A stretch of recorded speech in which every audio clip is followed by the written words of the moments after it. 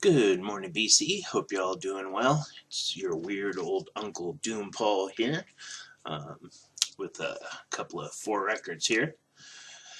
Nicer early morning here in Idaho. Wife's still sleeping, so if I'm whispering, it's so I don't wake her up.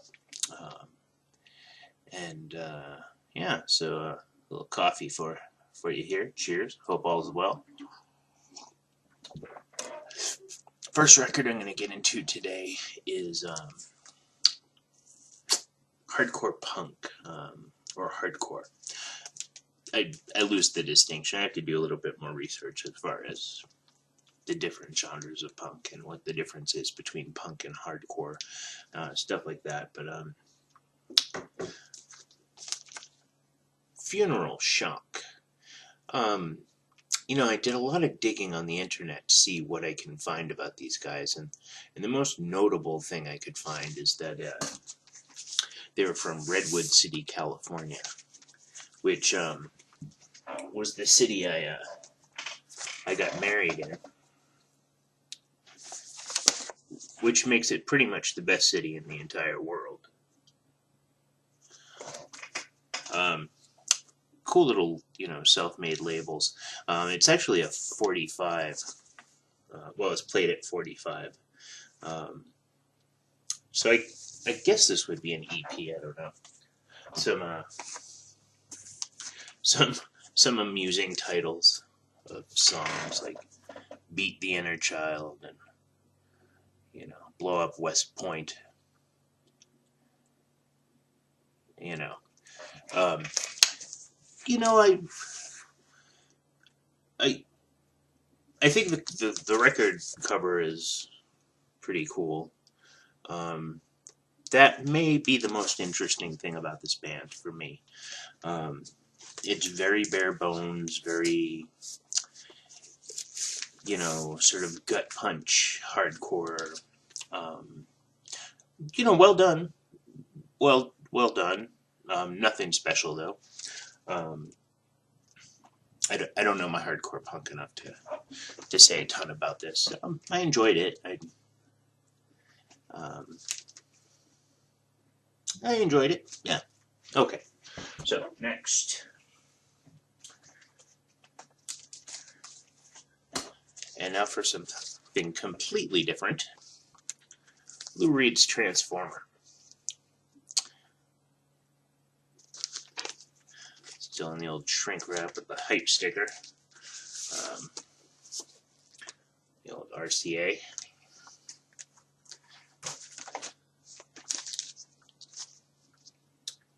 This is a fantastic record. This was produced by David Bowie and Mick Ronson.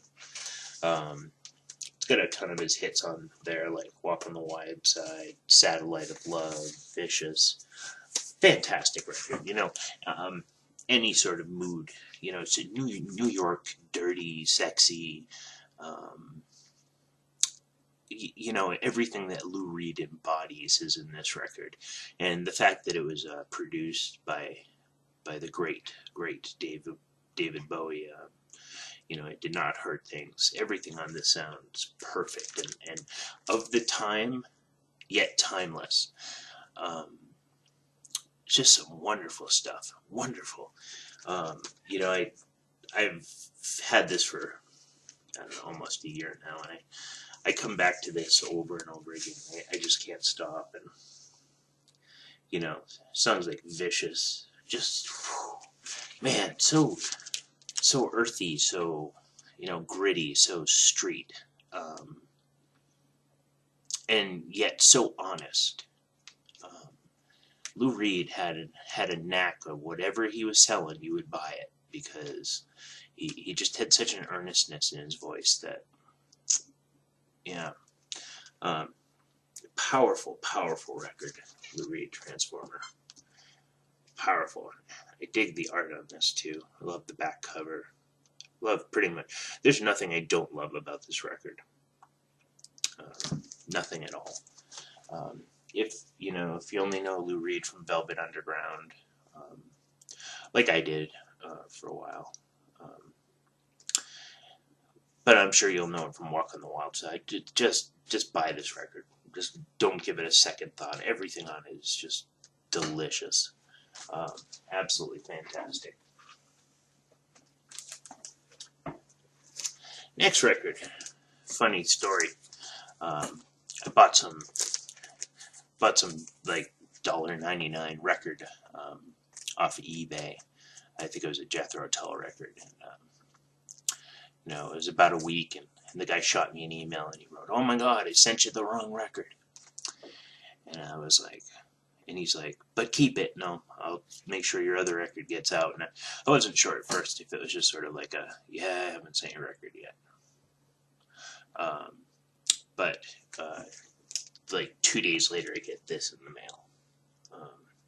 German pressing of MC5's, the Motor City 5's High Time. And got some German stickers on there and everything. This thing's a beautiful copy. Just a beautiful copy. And the fact that he told me to just keep it was quite generous of the guy. So, I tend to look for his things online now, because he was really cool. This is a great record as well. Really dirty, down, streety, garage, just pure rock and roll. This was the last record that they put out, and it sounds a little bit Stones-like at times. It sounds, but more just because it's that dirty garage sound. I've come to this band late, so this is my first record I've ever owned by them, and I'm really digging it. I really am, and I've been listening to it a lot. Like Sister Anne's a great song. Geez, everything. There's not a stinker on this record. I really, I guess they collapsed under their own weight right after this record, and reformed afterwards. But the singer died, and I think the guitarist died. Up until a couple of years ago, I guess they were touring under MC5, but without the guitarist and the singer, you're not really talking about the same band. What do you think? What do you think still makes a band after most of the band has left? I mean, I know Uriah Heep is still touring, and they have one original player. And here at the Idaho State Fair the other day, Foreigner played, and the only person that they still had in the band was the guitarist. And I get to wondering, when is a band no longer a band? I don't know. It's a question for the ages, I suppose. But as far as High Time goes, absolutely essential. Just it's hard not to just instantly, fall in love with just the garagey, rocky, something you can totally connect with rock and roll. It wasn't trying to be anything it wasn't. It was just down and dirty rock and roll that was just played, levels above any other band at the time. I know a lot of punk bands and a lot of rock bands have just claimed this to be their number one, source. So it's not often that you hear that punk was inspired by rock. It tended to be its own thing. And maybe I'm wrong on this, whatever. But I get it. It's just raw and noisy, and it was almost played violently. So definitely a High Time. Pick it up if you're not hip to it. Definitely do so. Last band I spun this week. Took me a couple of times to get into, but once I get into it, fascinated. This is a band that was put together by Studios, and it's Rhinoceros, You know, it's supposed to be a super group of sorts. And cover's not in the best shape. I don't really care about that. Super group of sorts from people from Iron Butterfly, um, from I don't know, a couple other bands. I forget which ones. And the record label thought that they were gonna, you know, go on and sell billions um, of these things, and that wasn't the case. And the band folded soon after. I think they might have put out 2 records. Um, so I guess they were technically kind of like the Monkees in a way, except that these guys they were fantastic. Um, they could definitely play their instruments. Old Electra label. Um,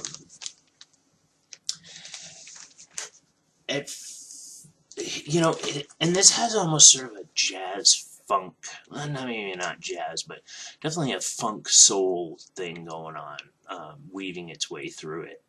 And it's something that I feel has been lacking in my music, sort of a soul component. Um, and it was quite refreshing. You know, there's some James Brown on here.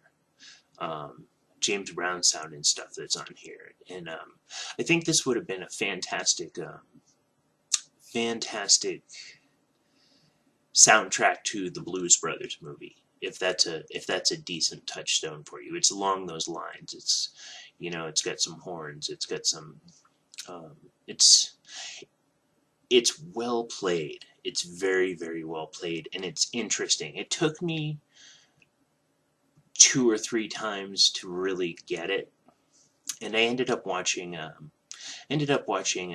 video of them reformed in like 2006, and most of them, and it took for me to see that video before I realized how intricate sort of they were, um, how how much they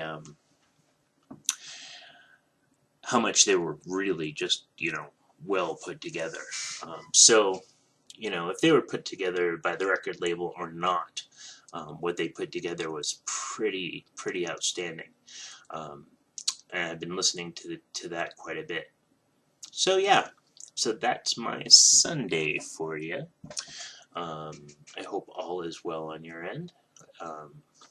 And thank you for subscribing. Thanks for commenting. I always appreciate. If there's anything you'd like to see more of, let me know. Anything you would like to see less of, let me know. Yeah, so cool. Hope you guys have a great Sunday. Dig it.